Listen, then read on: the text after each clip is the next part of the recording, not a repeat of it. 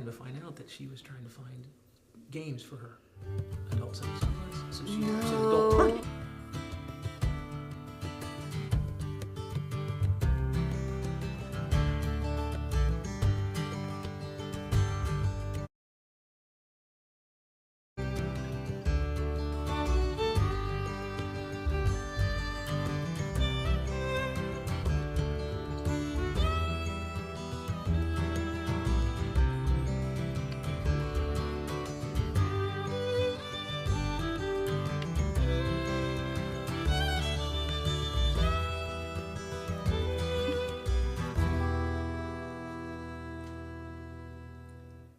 Your hands where I can see them. Oh, they are. Hi, and welcome to Samson Historical on this wonderful Wednesday afternoon. I'm Abby Samson, and I'll be your host here every Wednesday at 4 p.m. here in our study. If you want to come see us in person, you can absolutely come see us this weekend at Colonial Market Days here in Lebanon, Indiana. And that information can be found at colonialmarketdays.com. But it's here in our hometown. It's a wonderful event, and we really look forward to seeing you all there.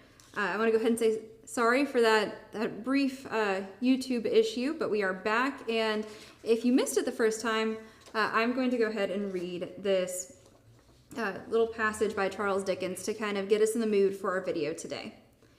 I have read of thieves by scores, seductive fellows, amiable for the most part, faultless in dress, plump in pocket, choice in horseflesh, bold in bearing, fortunate in gallantry, great at a song, a bottle, pack of cards, or dice box, and fit companions for the bravest. But I had never met, except in Hogarth, with the miserable reality.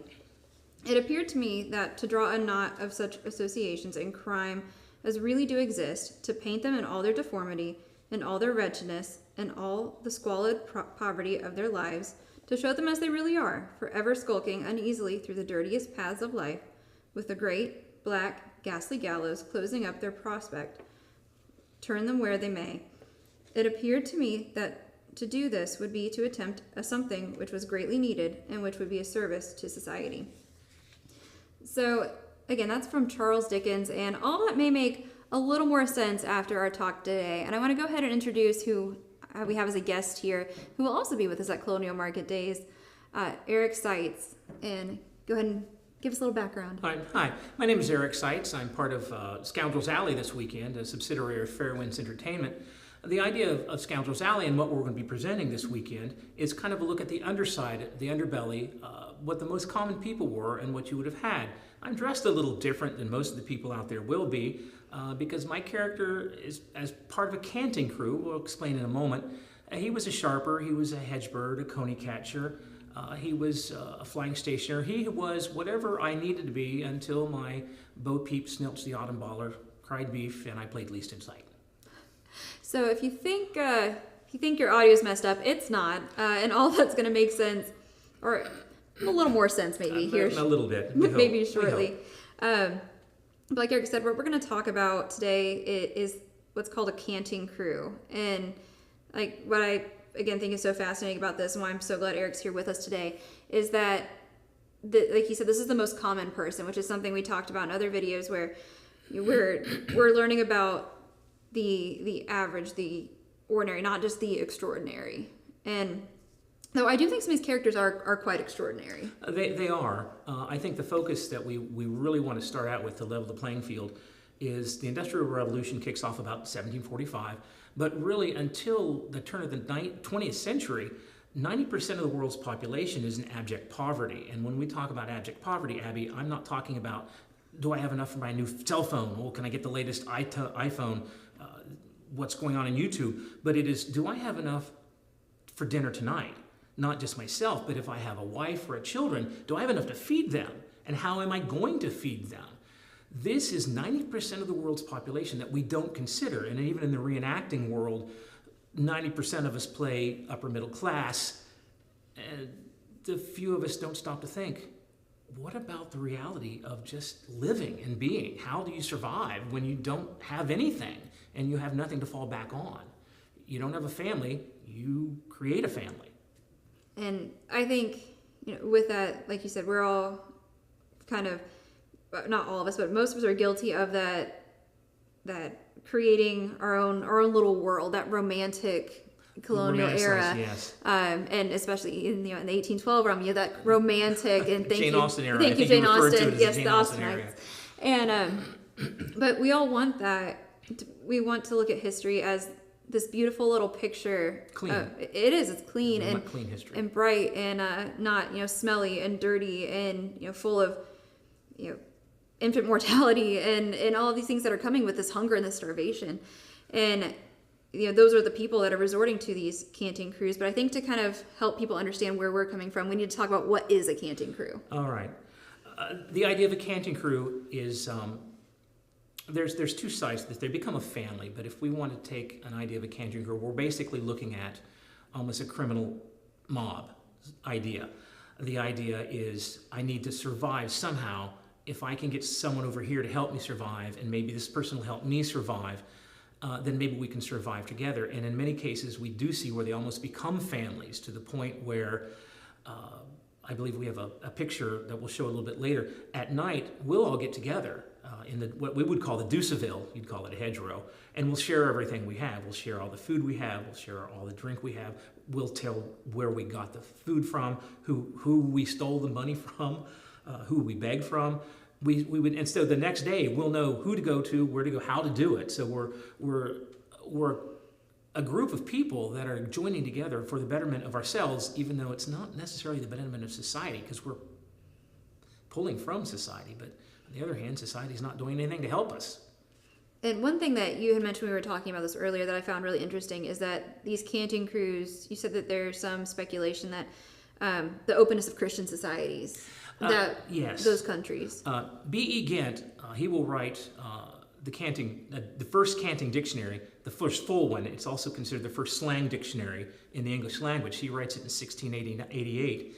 He makes a correlation that every Christian nation, Jewish nation, Muslim nation, that Anglo-Christian, based upon the Jewish traditions, culture, will have beggars because this is the culture that emphasizes helping others. We help the poor. It's an edict in Christianity and in Muslim and Judaism as well. So he points out that in every Christian nation there are these canting crews. They all have a different name. For instance, in Italian they're called Zingali. In Spain they're called Lanus. In England they're called a canting crew. Early on they're called gypsies, which is a different subculture, different talk as well. But Gens also has peculiarities. He has his own opinions. He also points out that you will not find any beggars in Holland because the Dutch are the biggest beggars of all, and you won't find any thieves in Switzerland because they're all soldiers, and soldiers are the biggest thieves of them all. So we also see, we have to kind of parse between personalities, ideas, romanticism, and reality in any of these things that we look at. But the writings are all there. That's the wonderful thing about research. You can find all of these writings are there. And we were talking about the writings that do exist and how even in the period and in the earlier periods, because this is not new. This isn't even new in the 18th century. No. But that those writings are from very early on. They are romanticized. They are the true. It bleeds, it leads. It's going on there because it's interesting. I mean, it's how we watch crime shows today. Where that's fascinating. Like let's watch the Italian Job. It looks like a great life outside of these constraints that people are being held into. It is, and even in our own history. And we don't want to go down that road, but our own history here in the colonies is based upon the lottery, the Mississippi bubble, a big land scam. There's a lot of crime going on that started this country. We'll do that at another session. I can talk a whole lot about the Yazoo land scandal. That's a whole, oh man. Okay, we got Yeah. This is what we said would happen. Yeah, exactly right. My wife was right. We'll try not to go down the rabbit hole with you all too far today and stay on track. But I think what is really neat, though, is we're talking about these people that didn't have a choice, but the character you portray did. I did, yes. Society is going to break what's going to happen with the canting crews down. They're going to force us into two things. Either society's going to make us have to go to this direction because there are no safety nets. We don't have a government, any kind of welfare or anything. So if you have nothing, you're going to be forced into the world of crime because you've got to survive.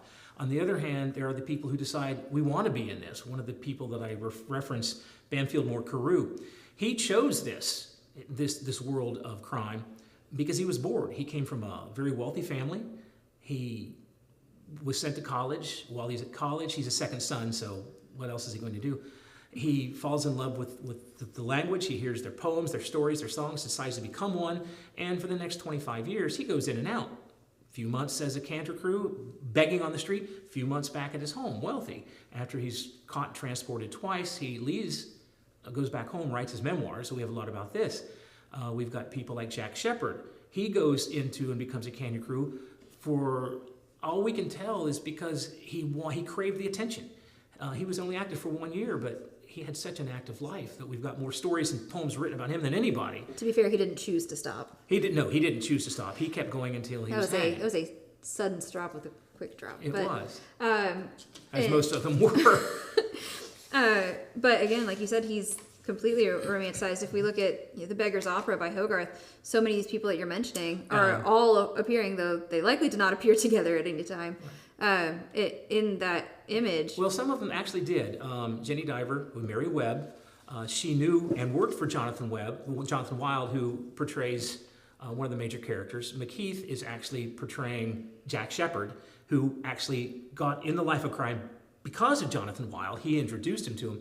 So when Gay wrote The Beggar's Opera, he was using actual people, their actual life, and a lot of the things that they actually did, and they knew each other. So he was really pulling from real life. And this is the image here. This is the image, yes. And there's a couple different versions of this image. This is a black and white plate, but there are colored prints out there too. And it's very interesting. I always thought on first glance when we were looking into this, and when I started working, and looking into some of this, that almost looked like a gallows, the stage does. And that's what I thought it was at first. And I was like, oh, no, okay. Now, interestingly enough, The Beggar's Opera is the most successful penny opera in the history of the world. It is still performed today, and it is still in the repertoire of many theaters. Really? Yes. Wow. And it's all based upon crime. It's still interesting. So that's a really cool image if you get the chance to look it up and look at it closer. It's really neat. But these groups you're mentioning, these different people, they all had different roles. Yes. They were not all beggars. They were not. No. They had kind of wherever your talent lay, wherever you could be most successful. And many of them were actors, because if we have someone who wants to be a whipjacket, well, he's going to pretend that he is a sailor who's been washed up on shore. Banfield Moore Carew actually at one point took his 2-year-old daughter out, taught her to say "Mommy drowned." And then he portrayed a whipjacket going, "Oh, can you help us out? Look at my poor daughter," and his daughter's going, "Mommy drowned." but if you think about it, what a brilliant way to pull on the heartstrings. You've got people that were just nothing but rogues, which is actually a cant term as well, who did nothing but go beat him up. Okay, we'll go beat him up because they had no talent, but they could do that. You've had other people, such as my character, a sharper, who I'm going to sit down there with 3 shells and a pea, and I promise you there are 3 shells and a pea, but if you really think you got a 1 in 3 chance of beating me, grow up. Which is a skill you're teaching my daughter. Yeah, she's learning. At age 6, she's becoming fairly effective. We have to catch her running pea and shell games out front of our store. She owes me a cut too, by the way. She keeps getting caught. We'll keep working on it. And which a lot of these people did get caught. And you mentioned transportation earlier, which I think we need to touch on. That term means that they were sent away. You were being sent. Actually, one of my relatives was sent over here. Most of them were sent over here, yes. Into Maryland because he was sentenced to 7 years as an indenture for theft. Yes, and what happens at the end of that 7 years? Are you sent back to England? No, you're released. Where are you released at? Over here. What do you have? Nothing. What are you going to do? Right back to what you were. So the country was founded on a lot of crime. And then they started sending him to Australia. Right, after when during the Revolutionary War, America said, "Stop, no more, we don't want him, do never send us another one." Transportation then goes to a penal colony, which was a different thing. Next lecture. Oh man, there's so many interesting things about the penal colony in Australia. Now I gotta stop. All right, focusing. Can you talk a little bit more about some of these different different people. Like you, your wife Susan, she portrays somebody else, and Yes. then Frank and Carol portray different people as well. Yes. Frank is our Palyard. Frank would portray a Palyard. In Frank's world, Frank was born into the Canting crew. His father was a cantor, so he was actually born into it. Palyards and Clapperdogeon were born into the crew. Carol is called a mumper. She was also called a maud beggar. She was just an old lady beggar. She literally sat on the street and just begged. A lot of times she would use a child, usually a very small child. She would teach them to pinch. And she would rent the babies. She wouldn't steal them. We didn't steal babies or anything like that, but she would rent a baby. Well, that would be amoral. That would be amoral. She would pinch the baby. Oh, my child's hungry, and pinch the baby, make the baby cry. Oh, we'll give you some food, something like that. And at the end of the day, she'll give the child a crust of bread or something, because we're going to pay these people. My wife Susan plays an Irish toil. Now, I will tell you right now, in the research that we've done, and our research constantly changes, I cannot tell you why it was called an Irish toil. Now, I can tell you that the Irish toil was written about in 1616, actually in 1558 in Decker's book, and he writes the 14 ancient order of rogues, and Irish toil is one, but why they were Irish, I don't know, and I'm not going to speculate anything like that. But the Irish toil, she was a mover, and she was a diver. She was pickpocket. She was also what's called a hooker. Not what you think. A hooker carried a pole about that long with a hook on the end. She would hook things out. What my wife is going to do is she's going to hire older children, 6, 7, 8 years old, called Adam Tylers. She'll hire them to run these products that she has stolen to the fence, the stalling ken, who in turn would sell them to a tallyman or someone else.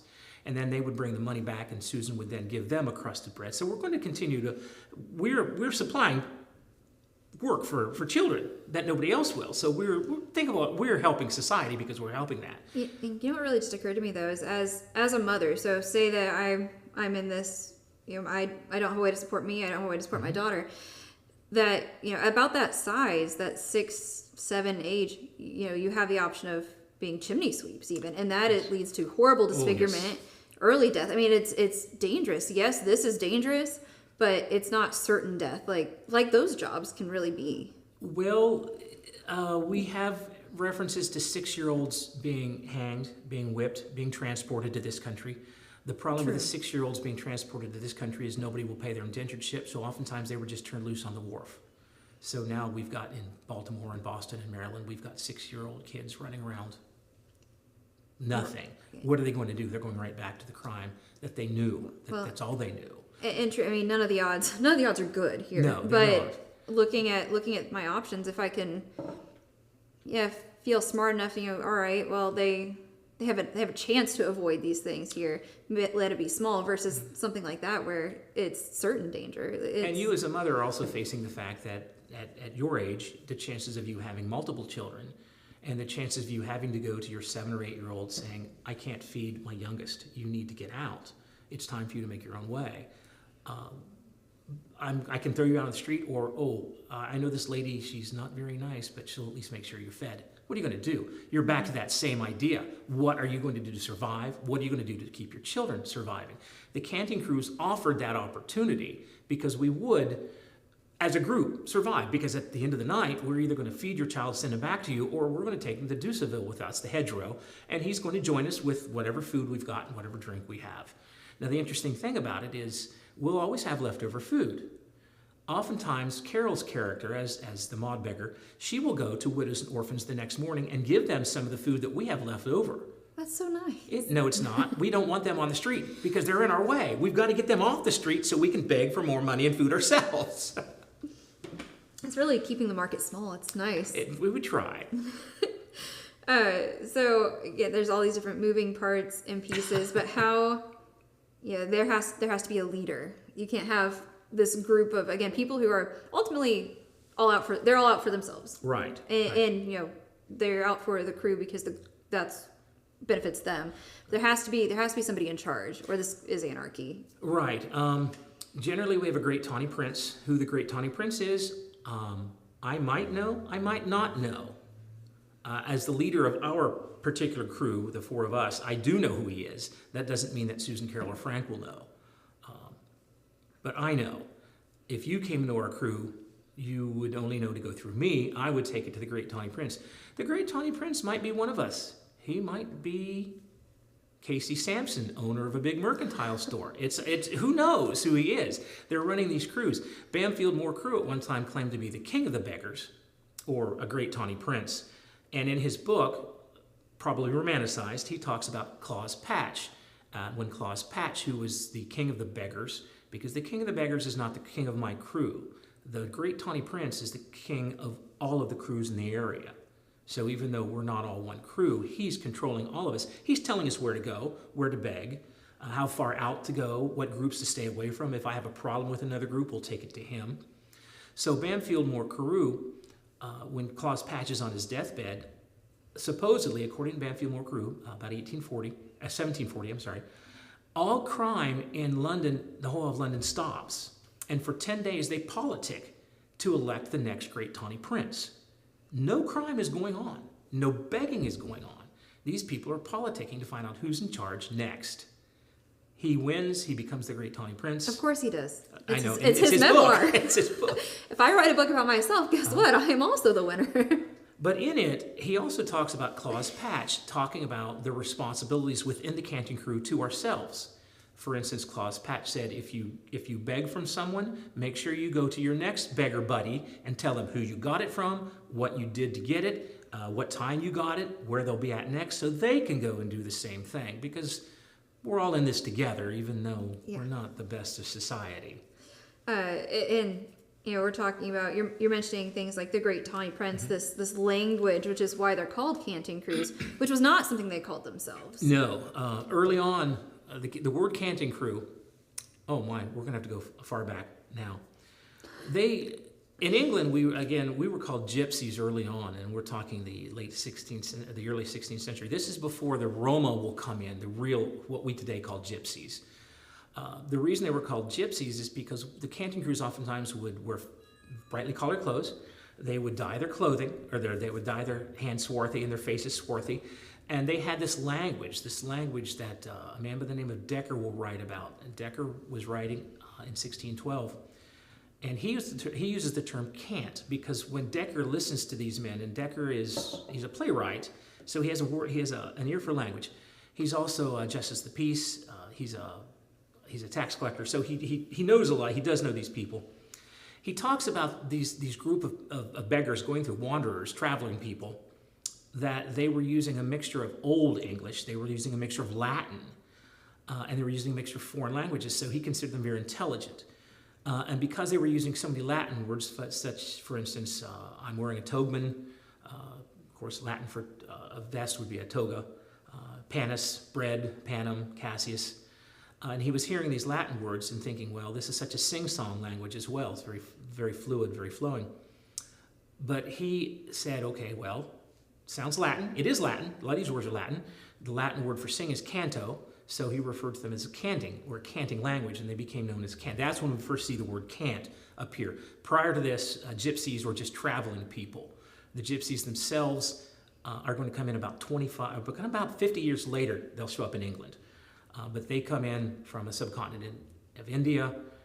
They are just seen with swarthy clothes, hands as we have, bright colored clothing, very clannish, a different language. They were just to be thought, oh, here's another Canting crew. So because we call them gypsies, we're going to call them gypsies. Well, shortly after that, we stopped dyeing our clothes, we stopped dyeing our faces, we stopped with the bright colored clothing, and the gypsies get saddled with the name gypsy and also the reputation. So the gypsies, the Roma that were coming through, were not those bad, nasty people that we think of today as gypsies. They were just another group trying to get by. And so actually we have a really cool image that's where there's a woman being referred to as a gypsy, yes. who is not, in fact, a gypsy not. In the sense that we would think of now. Today, yes. She is an actual gypsy in the Canting world. So we'll give him a second to. There we go. All right. Yeah.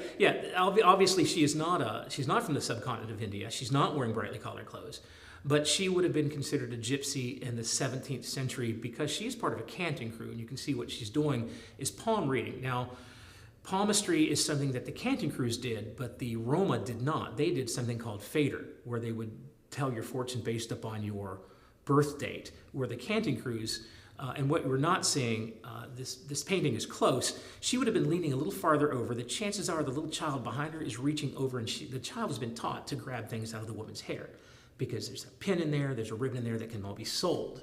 So this is all going on. The young child is standing behind when the young child actually would have been taught to go around the woman while she's intent looking at her palm being read. And the little kid's back there stealing things from off the girl. I mean, she's got a lovely pair of scissors right there. She's Things that are very easy. Very easy to get. take off, yes. So I think that's really interesting that it was titled The Gypsy Fortune Teller. It's romanticized, but it's pretty close to, yes, what the Canting crews were doing and pulling off. Okay, and so we keep saying this is romanticized, right? Yes, and we keep saying that we're looking at this wonderful world of crime, and I mentioned earlier the Hunchback, Disney's version of the Hunchback, where they go into the Court of Miracles, and that's what I think of. Yes. But and that this was a family, so we have you brought several different kind of oaths that were written about that may or may not have, but in your opinion, were not necessarily accurate to this ceremony. I don't think they were, but John Farmer started collecting called Musa Pedestra, or common poetry, and it's a collection from 1536 to, hang on, I could tell you right, to 1896 of songs and stories from the cant world. Because we've been collecting these things since 1530, actually since 1464 when Francois Villon wrote his Cross Cove. But in it, he writes these poems, these wonderful poems that were being written in the time in the cant language because people thought this was fascinating. This whole idea of flash language, this whole, oh look, they're so wonderful and so mysterious, and they've got this own language. And so when you come to these canting oaths, one was from Banfield Moore Crew, a couple of them I found, and one was from B.E. Gant in his slang dictionary.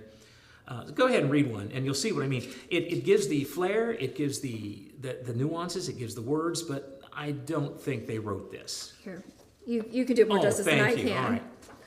I, Crank Cuffin, do swear to be a true brother, and will, in all things, be true to the great tawny print. Oh, by the way, this was published in 1736, so. Keep his counsel, and not divulge the secrets of my brethren. I will never leave nor forsake this company, but observe and keep all the times of appointments, either by day or by night, in any place whatsoever. Sounds more like a Blue Lodge in the Masons, actually. I will not teach anyone to cant, nor will I disclose aught of our mysteries to them, although they flog me to death. I will take my prince's part against all that shall oppose him, or any of us, according to the utmost of my ability.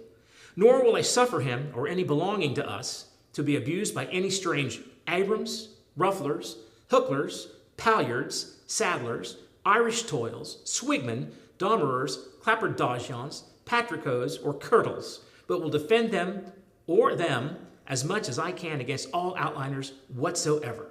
I will not conceal aught I win out of libkins or from ruffmans, but will preserve it for the use of the company. Lastly, I will cleave to my doxy wop stiffly, and will bring her duds, margery, praters, goblets, grunting cheats, or tips of the buttery, or anything else I come by as winnings for her whoppings. And I will not tell you what whoppings are, and at this time, I would then have a mug of beer poured over my head. So it's funny. Like you said, it almost sounds like at the beginning it's very official. Yes. It sounds very noble, in fact, that you're defending this group till the end. But in some ways they were noble. There was a camaraderie here because we're all in this together. It goes. I mentioned Francois Villon. Francois Villon, for those of you who are interested in French poetry, is considered the greatest of the medieval French poets. He was not a great poet. He was a great thief. And he actually wrote a book. He wrote a poem called Straight Tip to the Cross Coves. And in it, he talks to cut purses and highwaymen and beggars and thieves and other friends of mine about the warnings about what happens if you get too much money. Don't depend on it because you're going to lose it all. It's going to be all to the booze and blowins, cop the lot, or all to the wine and loose women will take everything you have. So even though you get this, be warned that you're going to lose it all anyway. Fair warning. I love what you say at the beginning of your when you do your talks, like the one that you're going to give multiple times this weekend. But but where you're saying, The part about I say, do not play this for money? yes, yeah, you do not play this for money. You talk about the morality of your position as a sharper.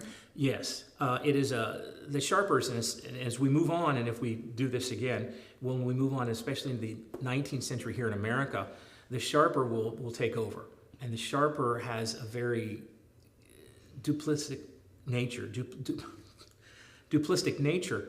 And I'm going to be very welcome, very open, very friendly, but I'm going to take everything you have. You've got what I want. I'm going to get it. I do not care. I'm going to make you happy to give it to me, but I'm going to game you. I'm going to play you a game. I'm going to make you laugh about it.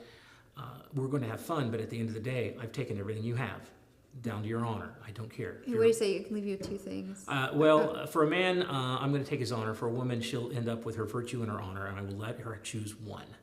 I will leave her with one. The question we always ask is, are you going to give me your virtue and your honor? Most women today will say, oh, of course I'll give you my honor. No, you won't. This is a time period where your honor is seen and very important. Nobody's going to know if you give me your virtue. So I'll take it, because next week you're going to come back and do the same stupid thing again. Because as Jeff Smith said, Jeff Smith was a 19th century gambler, everybody wants something for nothing, and all I'm willing to do is give you nothing for something. But people are entertained by it, though. They are. And it to some extent, people have to know that they're going to be duped. Like when they start playing these games. They do, but on the other hand, it's greed and avarice. There's also another saying in the criminal world, you cannot cheat an honest man. Because at one point I will do something that an honest, and every once in a while, very rarely, I'll get somebody to say, oh, wait a minute, you've done that. Well, I've done it on purpose. Because 99 times out of 100, someone's going to say, oh, I've got him now. I've just set you up. But your greed will play right into my avarice. And that's fine with me. Because like I said, everybody wants something for nothing, and I'll give you nothing for something. And nobody's making you come to the table. Nobody's making you walk down the alley where the thieves are at. Nobody's making you fall for the maunders begging. They're not making you. We're begging. We're getting you to feel something, whether it's greed, avarice, or pity. And so I think at this point we have another question, which is there honor among thieves? With these rules. Yes, there were, because we are going to help each other, because at the end of the day, like I said, we're going to get together and share everything, because we do have this idea of helping each other out. But at the same time, don't get in my way. If you're part of my crew, we're together, we're all this. But if you're in a different crew, don't know me, aren't under my tawny prince, no. We don't have anything, no, because you're in our way. You're taking what we have. Remember, you have what I want, and I'm going to get it. And, with all these different things, the language and whatnot, like you said, they're not unintelligent people. They've got this whole system, and I know you have some of these words that we know today that we get from this common underground. And I think my personal favorite is "Don't double cross me." I don't think people know where that comes from, but that's we go back to the Beggar's Opera, and we'll see the man who coined that. But that's one of my favorite things is the story of the double crossing. Mm-hmm. Can you tell a little bit about that, please? That was from Jonathan Wild. Again, you saw him in the Beggar's Opera. He had a system where he would write everything down, and he would write all of his friends down and all of his crew down. And if you did something wrong, he'd put a cross by your name. You were not in trouble, but as a warning. If you did something against him the second time, he'd put a second cross or a double cross on your name. So he would double cross you. The point was, Jonathan Wild was called a thief taker. Jonathan Wild did a stalling can. He ran a body house. He did a lot of other things. But what he would do is, you've just double-crossed me. He's going to send you out on a crime and alert the authorities.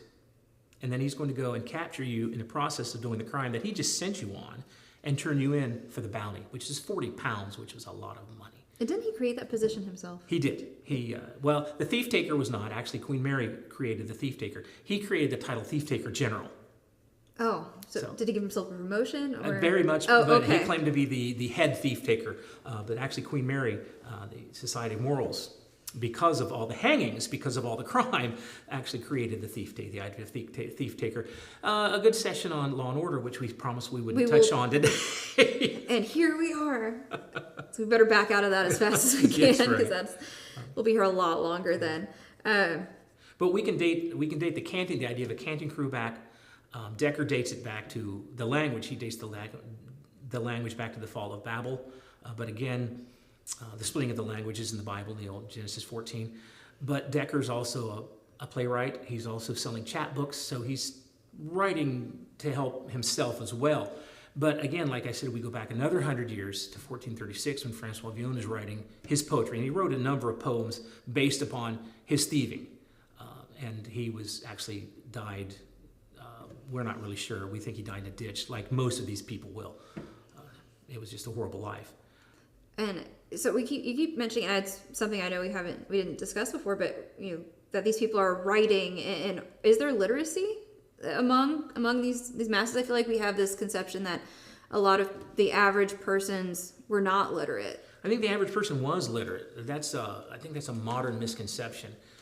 I remember talking to a friend of mine who did a study on this, and he had the world based into 5 stages of literacy. Completely illiterate. You could write your signature. You could read. You could write, and you could do math. So he had the idea. So we have a lot more literacy in understanding, especially math. We have a much more higher idea of math and ability to count than we think they did, because everything's based on math. Your job itself, you couldn't do your job without math. That's true. But they could. There was, and there's such a massive amount of literature out there. Archive.org is a great place to go to, because you can go on it for free and see originals from the 10th century of writing. I mean, we've been writing for 7,000 years. Mm-hmm. The language itself as a written cohesive language, not just cuneiform as adverb, verb, everything, for 7,000 years. So we've got 7,000 years of people being able to write. Could the common person write? Maybe a slight bit, but... Well, and reading and writing are two very different things. Very different, yes. Especially, I have a wonderful French document, and I think I've showed it to you before, because it's like my favorite document I have. If not, I'll have to pull it out, and I'll have to bring it here in the next video. But it's a contract where it's been written for a building, but it's in French, and it's written out beautifully. But the person who's signing, that's paying, it's the pen, it's blotty. He didn't know how to write. He was just copying. Yeah, he was. It's all stuttered. So he can read. He's clearly doing well enough that he can afford to pay for this lumber. He can afford to pay for this work, but he can't write. He can't write, but he can copy. He can write. And he can read. He can read. As an aside, and this, I'll just briefly jump on this, the earliest written document that we have is actually a sale of 7 pigs, and the farmer names the pigs. How are you supposed to name them? If you live on a farm, the farmers always name their animals. But it's a 7,000-year-old oldest document we have, and it's a bill of sale for 7 pigs that he names. That had nothing to do with Canting crews. No, but it's fun. But it is fun. But they, like I said, I've got poetry from 1536, actually earlier than 1535. This is a Canting poem. It's from a collection entitled "The Highway to the Spittle House." Robert Copeland writes this. Robert Copeland was traveling, and he seeks shelter during a rainstorm near St. Bartholomew, and he talks to a porter about the strange words that he's hearing from these traveling people coming through. I'll read this really quickly. This is interesting.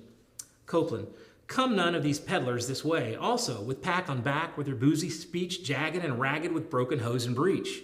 The porter replies: "I know, with boozy coes maimed and mace, tear the pantry co in the darkness case, dock the dell for a copper meek. His watch shall fang a produce's knob cheat, carom by Salmon, and thou shalt pique my jeer and thy gan, for my watch is the nace gare, for the bean bows my watch hath a coin." And thus they babble. Then I wrote not what they're peddling French.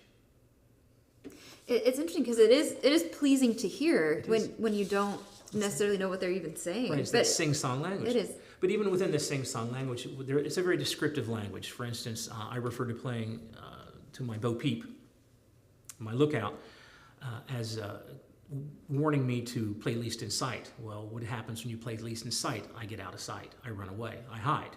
I stop being the sharper and become the flying stationer. I pick up some music and sing. which is a legitimate, honest job. Another one that we like is don't turn cat in pan. Never turn cat in pan. What do you mean never turn cat in pan? If you imagine a cat in a pan, it puts it on a hot pot. What's the first thing the cat's going to do? It's going to turn every which way it can to get out of that pan. Well, if you get picked up by the Harmonback, the constable, don't you be turning cat in pan and ratting us out. Okay. So it's also very descriptive language. So, and there's one other one in here, that shoplift. Shoplift. Yeah, that's again one that you have documented going back to these crews, but that's something that is a common term today. We quite literally have laws that use the word shoplift. Kidnap is another one. Kid itself is a cant word for a young child. Really? See, I'm learning so much. And they would use and again, it's descriptive language, and they would use old words. Decker talks about the old word nab. Cheat, the word cheat means thing. Well, nab is an old word for hat. So as a cantor, I might refer to your nab cheat. Well, I'm talking about your head thing. Nap was a word for head, not nat. So I'm talking about a head thing, which is a hat. So if I'm going to go steal your hat and I'm going to steal your nab cheat, well, you don't know what I'm talking about. But all the other cantors know, because nab, head, cheat, thing, nab cheat. A cackling cheat. What cackles? Like a chicken. Okay. A chicken. You can't put me on the spot like that in front of the people. Oh, sorry. But a cackling cheat is a chicken. So if a cackling cheat's a chicken, what's a cackling fart? An egg.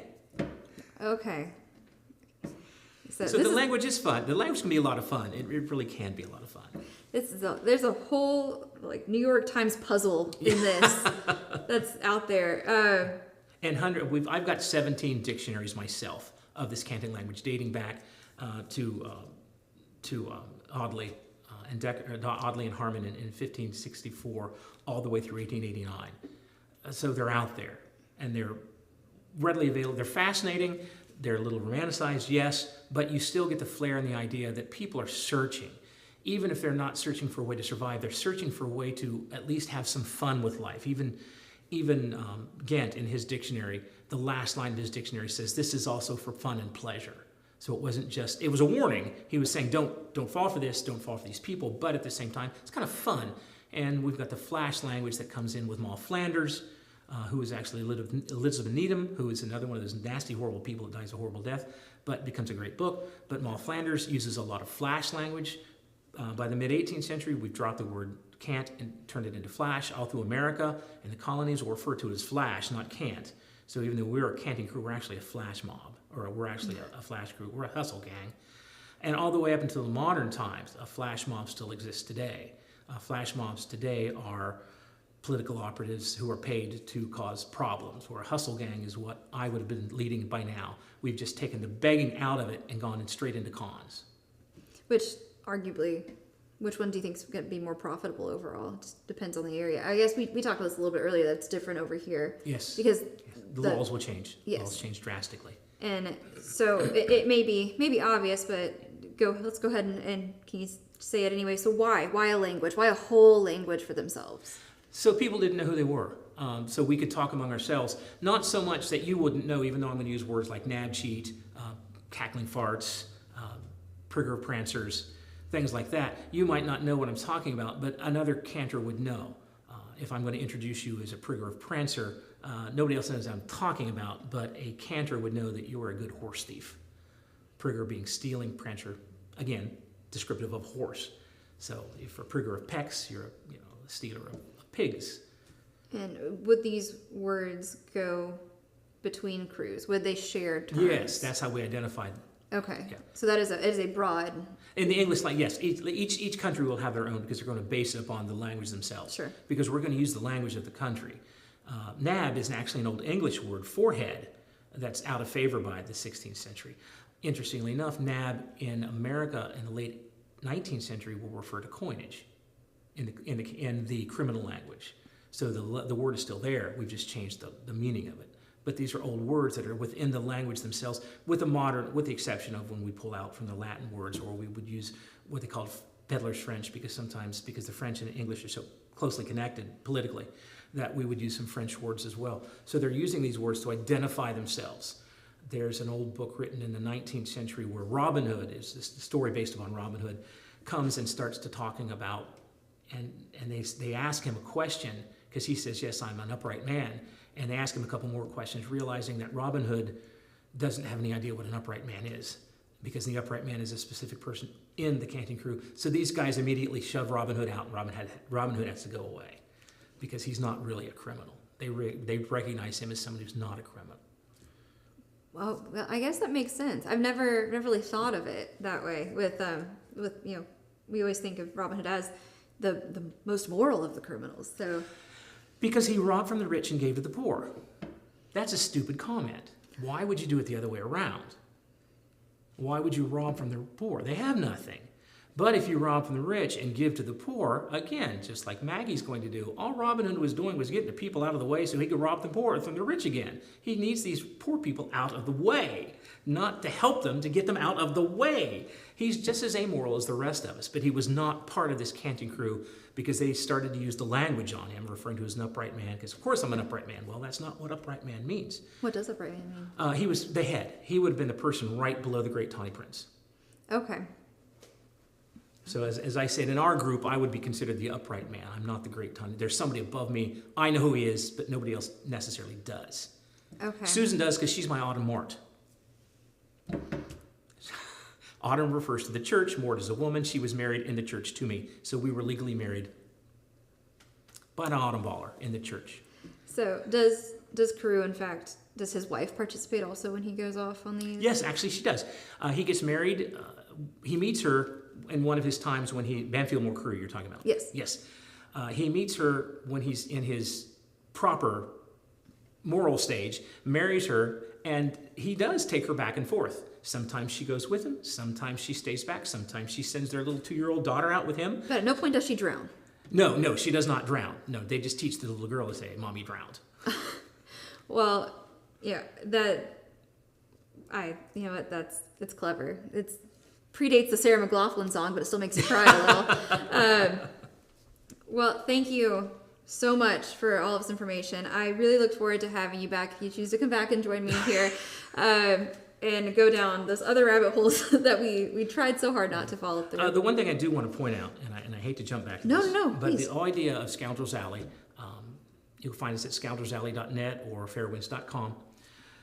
This was intended to be a scholarly research idea. So anything you hear today, there's articles on the website that they'll put up for you. We've got resources. If you hear me say something that you said, wait, 2 years ago you said something different, it's because I've learned more. And if you hear me say something today, in 2 years, I might change my mind because I might have learned more. If at any time you're sitting there saying, no, that's wrong, he's stupid, he's an idiot, and you've got documentation that I haven't seen, send it to me. We need to see this because that's the whole point of Scoundrels Alley, not necessarily to make money or whatever or to steal, but it's to have fun. But it's also to educate ourselves and educate the other people about life. And the final question that we're going to ask you at every one of the end of our shows is, what are you going to do to survive? Because that's the whole crux of life. What are you going to do to survive? And you have a YouTube channel where you discuss this as well, correct? We've got some things on a YouTube channel that I don't keep up with it, but we do have some things on there, scoundrelsalley.net, so you can find it through the website. Yeah. And so I definitely urge you to check out both of those as resources, and we'll put up in the comments or in the description some of the resources that Eric has been kind enough to bring with him to share. Like you said, everybody's constantly learning. Things change, and if our research doesn't change with us, then at what point are we doing a disservice? And so thanks again so much for being here with me today. I really enjoyed it. A toast from Francois Villon's Cross Cove to the Straight Talk. So it's up the spout and Charlie Wag with wipes and tickers and what's not until the squeezer nips your scrag. Boost the blowins, cop the lot. Thanks for having me. Thanks so much. We'll see you next week at 4. I think we should have had something stronger than water. Well, you're a crank cuffin now. Should I just pour it over your head? Oh my goodness.